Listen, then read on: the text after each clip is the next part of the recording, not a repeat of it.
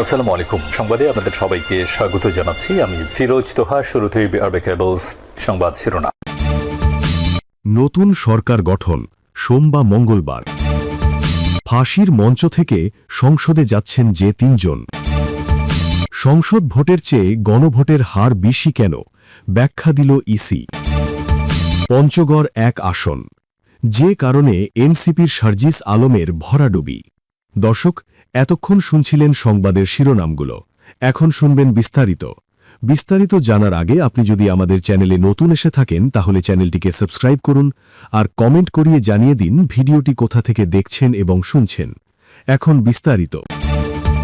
নতুন সরকার গঠন সোম বা মঙ্গলবার যত দ্রুত সম্ভব নির্বাচিত সরকারের কাছে ক্ষমতা হস্তান্তর করতে চায় অধ্যাপক মোহাম্মদ ইউনূসের অন্তর্বর্তী সরকার। এখন পর্যন্ত সরকারের সিদ্ধান্ত হল নবনির্বাচিত সংসদ সদস্যদের শপথ পড়াবেন প্রধান নির্বাচন কমিশনার সিইসি। সেক্ষেত্রে সংসদ সদস্যদের শপথ হতে পারে আগামী সোমবার বা মঙ্গলবার। যেদিন সংসদ সদস্যরা শপথ নেবেন সেদিনই নতুন প্রধানমন্ত্রী ও মন্ত্রিসভার সদস্যরাও শপথ নিতে পারেন। প্রধান উপদেষ্টার কার্যালয়ের সূত্রে এই তথ্য জানা গেছে। বিদ্যমান সংবিধান অনুযায়ী নবনির্বাচিত সংসদ সদস্যদের শপথ পড়াবেন দ্বাদশ জাতীয় সংসদের স্পিকার শিরিন শারমিন চৌধুরী বা তার মনোনীত ব্যক্তি। 3 দিনের মধ্যে এটি না হলে পরবর্তী 3 দিনের মধ্যে প্রধান নির্বাচন কমিশনার সিইসি নবনির্বাচিত সংসদ সদস্যদের শপথ পড়াবেন। এখন পর্যন্ত সরকারের সিদ্ধান্ত হল নবনির্বাচিত সংসদ সদস্যদের শপথ পড়াবেন প্রধান নির্বাচন কমিশনার সিইসি। সেক্ষেত্রে সংসদ সদস্যদের শপথ হতে পারে আগামী সোমবার বা মঙ্গলবার। সরকারের সংশ্লিষ্ট সূত্রগুলো বলছে 2024 সালের সেপ্টেম্বরে পদত্যাগ করার পর শিরিন শারমিন চৌধুরীকে প্রকাশ্যে দেখা যায়নি। এখন সিইসিকে দিয়ে শপথ পড়াতে হলে গেজেট প্রকাশের পর 3 দিন অপেক্ষা করতে হবে। এর বিকল্প কোনো কিছু করা যায় কিনা তা নিয়েও ভাবা হচ্ছে। রাজনৈতিক দলগুলোর পক্ষ থেকে যদি কোনো বিকল্প প্রস্তাব আসে তাহলে এর আগেই সংসদ সদস্যরা শপথ নেবেন, নতুন সরকারও দায়িত্ব নেবে। যেদিন সংসদ সদস্যরা শপথ নেবেন সেদিনই নতুন প্রধানমন্ত্রী ও মন্ত্রিসভার সদস্যরাও শপথ নিতে পারেন। প্রধান উপদেষ্টার কার্যালয়ের সূত্রে এই তথ্য জানা গেছে। ওই সূত্রগুলো প্রথম আলোকে জানায় শুক্রবার বা আজ শনিবারের মধ্যে নির্বাচনে বিজয়ীদের গেজেট হবে। ক্ষমতা হস্তান্তরের প্রস্তুতিমূলক কাজ শেষ করতেও 3-4 দিন লাগতে পারে।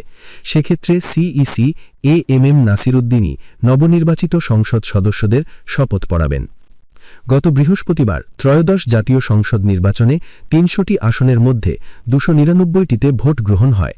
গতকাল শুক্রবার 297 আসনের বেসরকারি ফলাফল ঘোষণা করেছে ইসি। উচ্চ আদালতের নির্দেশনা থাকায় 2টি আসনের ফলাফলের গেজেট এখন জারি করা হচ্ছে না। গতকাল বিকেলে ইসি সচিব আখতার আহমেদ সাংবাদিকদের বলেন, যত দ্রুত সম্ভব গেজেট প্রকাশ করা হবে। সবগুলো আসনের রিটার্নিং অফিসারদের কাছ থেকে ফলাফল বিবরণী আসার পর দ্রুত গেজেট প্রকাশের ব্যবস্থা করা হবে। শুক্রবার গতকাল সন্ধ্যা নাগাদ এই ফলাফল বিবরণী পাওয়া যাবে। তিনি বলেন, ইসি তাড়াতাড়ি গেজেট প্রকাশ করতে চায়, দেরি করার কোনো কারণ নেই। সংসদ সদস্যদের শপথ নিয়ে কি বলছে সংবিধান? সংবিধানের 148 অনুচ্ছেদে সংসদ সদস্যদের শপথ সম্পর্কে বলা আছে। সেখানে বলা হয়েছে 123 অনুচ্ছেদের 3 দফার অধীন অনুষ্ঠিত সংসদ সদস্যদের সাধারণ নির্বাচনের ফলাফল সরকারি গেজেটে প্রজ্ঞাপিত হবার তারিখ থেকে পরবর্তী 3 দিনের মধ্যে এই সংবিধানের অধীন এদুৎসে নির্দিষ্ট ব্যক্তি বা তদুৎসে অনুরূপ ব্যক্তি কর্তৃক নির্ধারিত অন্য কোনো কারণে নির্বাচিত সদস্যদের শপথ পাঠ পরিচালনা করিতে ব্যর্থ হইলে বা না করিলে প্রধান নির্বাচন কমিশনার উহার পরবর্তী 3 দিনের মধ্যে উক্ত শপথ পাঠ পরিচালনা করিবেন, যেন এই সংবিধানের অধীন তিনি ইহার জন্য নির্দিষ্ট ব্যক্তি। অন্যদিকে সংবিধানের 3য় তফসিলে বিভিন্ন পদের শপথ সম্পর্কে বলা আছে। সেখানে বলা হয়েছে সংসদ সদস্যদের শপথ পড়াবেন স্পিকার। দ্বাদশ সংসদের স্পিকার শিরিন শারমিন চৌধুরী 2024 সালের সেপ্টেম্বরে পদত্যাগ করেন। 2024 সালের 5ই অগাস্টের পর তাকে প্রকাশ্যে দেখা যায়নি। সংবিধানে বলা আছে পদত্যাগ করলেও স্পিকার বা ডেপুটি স্পিকার তার উত্তরাধিকারী কার্যভার গ্রহণ না করা পর্যন্ত স্বীয় পদে বহাল আছেন বলে গণ্য হবেন। সে হিসেবে শপথ পড়ানোর ভার স্পিকারের। হত্যা মামলায় গ্রেফতার হয়ে বিদায়ী ডেপুটি স্পিকার শামসুল হক টুকু এখন কারাগারে। এছাড়া বিদায়ী স্পিকার ও ডেপুটি স্পিকারের কাছে শপথ নেওয়ার বিষয়ে রাজনৈতিক অঙ্গনেও নেতিবাচক অবস্থান আছে বলে জানা যায়। অন্যদিকে সংসদের কার্যপ্রণালী বিধিতে বলা আছে, বিদায়ী স্পিকারের বা তার অনুপস্থিতিতে বিদায়ী ডেপুটি স্পিকারের এবং উভয়ের অনুপস্থিতিতে বিদায়ী স্পিকারের মনোনীত ব্যক্তির সামনে সংসদ সদস্যরা নির্ধারিত ফর্মে শপথ নেবেন এবং সই করবেন। হত্যা মামলায় গ্রেফতার হয়ে বিদায়ী ডেপুটি স্পিকার শামসুল হক। ফাঁসির মঞ্চ থেকে সংসদে যাচ্ছেন যে তিনজন। শুধু দীর্ঘ কারাবাস নয়, প্রহসনের বিচারে রীতিমতো মৃত্যুদণ্ড। বলা যায় মাথার উপরেই ঝুলছিল ফাঁসির দড়ি, কিন্তু নিয়তির পরিকল্পনা ভিন্ন। জুলাইয়ের রক্তবন্যায় ভেসে যায় ফ্যাসিবাদ। এরপর রাজনীতিতে নাটকীয় মোড় আসে। বহুল প্রতীক্ষিত সেই নির্বাচনের মাহেন্দ্রক্ষণ। স্বৈরাচারের কারাগার থেকে বেরিয়ে জনতার কাঠকড়ায় দাঁড়ান নেতারা, কিন্তু নিরাশ হননি কেউ। বিপুল ভোটে বিজয়ী হয়েছেন বিএনপি নেতা লুৎফুজ্জামান বাবর, আব্দুস সালাম পিন্টু এবং জামায়াত নেতা এটিএম আজহারুল ইসলাম। বাবর 2004 সালে আওয়ামী লীগের সমাবেশে গ্রেনেড হামলা মামলায় সাবেক স্বরাষ্ট্র প্রতিমন্ত্রী লুৎফুজ্জামান বাবর 2007 সালে গ্রেফতার হন। এরপর একদিনের জন্যেও জামিন মেলেনি তার। কারাগারের অন্ধকার প্রকোষ্ঠেই কেটে যায় দীর্ঘ 18 বছর। পুলিশের প্রিজন ভ্যান থেকে নেমে মলিন মুখে তার হেঁটে যাওয়ার দৃশ্য ছিল চিরচেনা। বাবর আর কোনোদিন জেল থেকে মুক্তি পাবেন এমন ভাবনাও ছিল সুদূর পরাহত, কিন্তু সেটাই আজ বাস্তব। আগস্টে পট পরিবর্তনের পর আইনি প্রক্রিয়ায় সব মামলা থেকে খালাস পান বাবর। গত বছর 16 জানুয়ারি কারাগার থেকে মুক্তি পান তিনি। ফিরে যান নিজের নির্বাচনী এলাকা নেত্রকোনায়।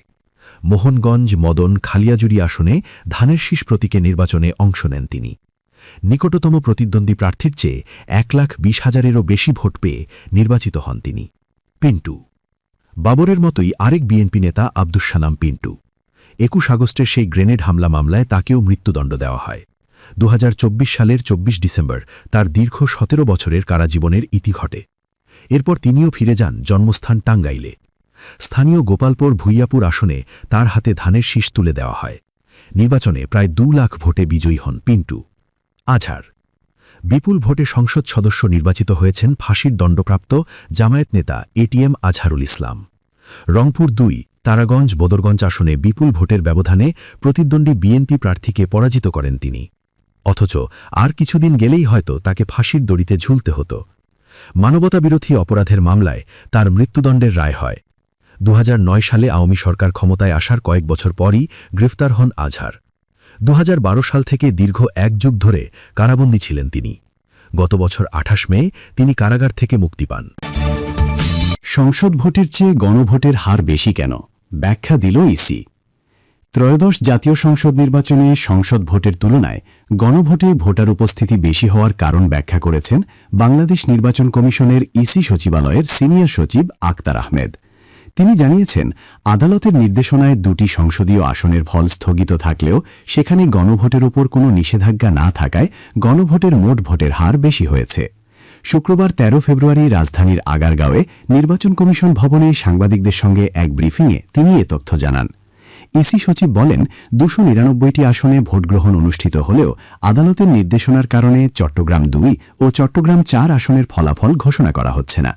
বাকি 297টি আসনের বেসরকারি ফলাফলে দেখা গেছে বাংলাদেশ জাতীয়তাবাদী দল বিএনপি 209টি এবং বাংলাদেশ জামায়াতে ইসলামী 68টি আসনে জয়ী হয়েছে। তিনি জানান, অন্যান্য দলের মধ্যে জাতীয় নাগরিক পার্টি এনসিপি পেয়েছে 6টি আসন। এছাড়া বাংলাদেশ খেলাফত মজলিস 2টি এবং ইসলামী আন্দোলন বাংলাদেশ, গণ অধিকার পরিষদ, বাংলাদেশ জাতীয় পার্টি বিজেপি ও গণসংহতি আন্দোলন 1টি করে আসনে জয় পেয়েছে। স্বতন্ত্র প্রার্থীরা জয়ী হয়েছেন 7টি আসনে। ভোটের হার প্রসঙ্গে আক্তার আহমেদ বলেন, সংসদ নির্বাচনে প্রদত্ত ভোটের হার 59.44%। অন্যদিকে গণভোটে কাস্ট হওয়া ভোটের হার 60.26%। তিনি ব্যাখ্যা করে বলেন, যে 2টি আসনের সংসদ ফল স্থগিত রয়েছে সেখানে গণভোটের ভোট গণনায় যুক্ত হয়েছে। এ কারণেই গণভোটের হার তুলনামূলক বেশি। গণভোটের ফলাফল তুলে ধরে তিনি জানান, পরিবর্তনের পক্ষে হ্যাঁ ভোট পড়েছে 4,80,74,429টি এবং বিপক্ষে না ভোট পড়েছে 2,25,65,627টি। গেজেট প্রকাশের বিষয়ে এক প্রশ্নের জবাবে ইসি সচিব বলেন, রিটার্নিং কর্মকর্তাদের কাছ থেকে চূড়ান্ত ফলাফলের হার্ড কপি পাওয়ার পর যাচাই বাছাই শেষে যত দ্রুত সম্ভব গেজেট প্রকাশ করা হবে। তিনি আশা প্রকাশ করেন সন্ধ্যার মধ্যেই হার্ড কপি আসা শুরু হবে। এ সময় নির্বাচন সংক্রান্ত সংবাদ প্রচারে সহযোগিতার জন্য গণমাধ্যম কর্মীদের ধন্যবাদ ও কৃতজ্ঞতাও জানান তিনি। পঞ্চগড় 1 আসন, যে কারণে এনসিপির সার্জিস আলমের ভরাডুবি ত্রয়োদশ জাতীয় সংসদ নির্বাচনে পঞ্চগড় 1 আসনে 11 দল তথা জাতীয় নাগরিক পার্টির এনসিপির উত্তরাঞ্চলীয় মুখ্য সংগঠক সার্জিস আলমের ভরাডুবি হয়েছে। এই নির্বাচনে তার প্রতিদ্বন্দ্বী ব্যারিস্টার নওশাদ জমির পেয়েছেন 1,76,169 ভোট, আর সার্জিস আলম পেয়েছেন 1,68,049 ভোট। সার্জিসের প্রাপ্ত এই ভোট মূলত জামায়াতে ইসলামীর সঙ্গে যুক্ত হওয়ার ফসল, কারণ এ আসনে জামায়াতেরই ভোট রয়েছে 1,20,000-এর মতো। ভোটের এই সমীকরণ নিয়ে শুক্রবার পঞ্চগড় টক অব দ্য টাউনে পরিণত হয়।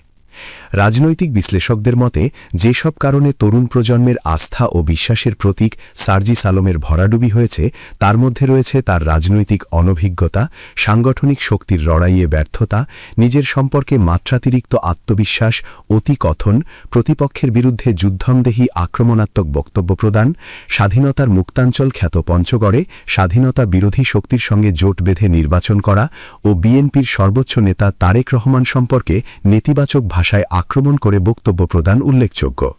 এসব কারণে তরুণ এই নেতার ওপর সাধারণ লোকজন ছিল বিরক্ত। যদিও সার্জিস আলম 2024 সালে বৈষম্য বিরোধী ছাত্র আন্দোলন তথা জুলাই বিপ্লবে অগ্রণী ভূমিকা রাখায় তরুণ প্রজন্মের কাছে তার খ্যাতি ছড়িয়ে পড়ে। একই সঙ্গে তিনি 2024 সালে বৈষম্য বিরোধী ছাত্র আন্দোলন, বিশেষ করে কোটা বিরোধী আন্দোলনে বলিষ্ঠ ভূমিকা রাখায় সমন্বয়ক জনপ্রিয়তা পান ও নতুন রাজনৈতিক ধারার প্রতিনিধিত্ব করেন, যা বিশেষ করে তরুণদের বিশেষভাবে আকৃষ্ট করে। এরপর তিনি সরাসরি জাতীয় নাগরিক পার্টির রাজনীতিতে যুক্ত হন। নির্বাচনে অংশগ্রহণ করার পর তিনি স্বকীয়তা ধরে রাখতে পারেননি। তার উজ্জ্বল নেতৃত্বে যেখানে এলাকার অসংখ্য মানুষ সমাজ সংস্কার তথা সমাজ বদলের স্বপ্ন দেখতে শুরু করেছিল, সুসংগঠিত হওয়ার আশায় বুক বেঁধেছিল, সেখানে সবাইকে হতাশ করে দিয়ে তিনি একটি বিশেষ দলের সঙ্গে জোট বেঁধে নির্বাচনে অংশ নেন, যে দলটির স্বাধীনতা যুদ্ধে অবস্থান ছিল বিতর্কিত। আর বিগত ফ্যাসিস্ট বিরোধী আন্দোলনের অগ্রণী সেনা সার্জিস আলমের মতো এমন এক ব্যক্তির মুক্তিযুদ্ধে বিতর্কিত রাজনৈতিক দলের সঙ্গে জোট বাঁধায় সচেতন দেশপ্রেমিক মানুষ দারুণভাবে হতাশ হয়ে পড়েছিল, যার প্রভাবে ভোটে তার ভরাডুবি হয়। অন্যদিকে গতানুগতিক রাজনীতির বাইরে এসে ধৈর্য, প্রজ্ঞা ও সুসংগঠিত প্রচারণার মাধ্যমে ভোটারদের আস্থা অর্জনে সক্ষম হন নওশাদ জমির। ঘরে ঘরে গিয়ে জনসংযোগ, সংযত ভাষা ও পরিমিত রাজনৈতিক আচরণ তাকে নিয়ে যায় এক অনন্য উচ্চতায়। এক্ষেত্রে তার পারিবারিক রাজনৈতিক ঐতিহ্য গুরুত্বপূর্ণ ভূমিকা রাখে। বাবা ব্যারিস্টার জমির উদ্দিন সরকার 3 বারের সাবেক মন্ত্রী, স্পিকার ও 12তম রাষ্ট্রপতির দায়িত্ব পালন করেছিলেন।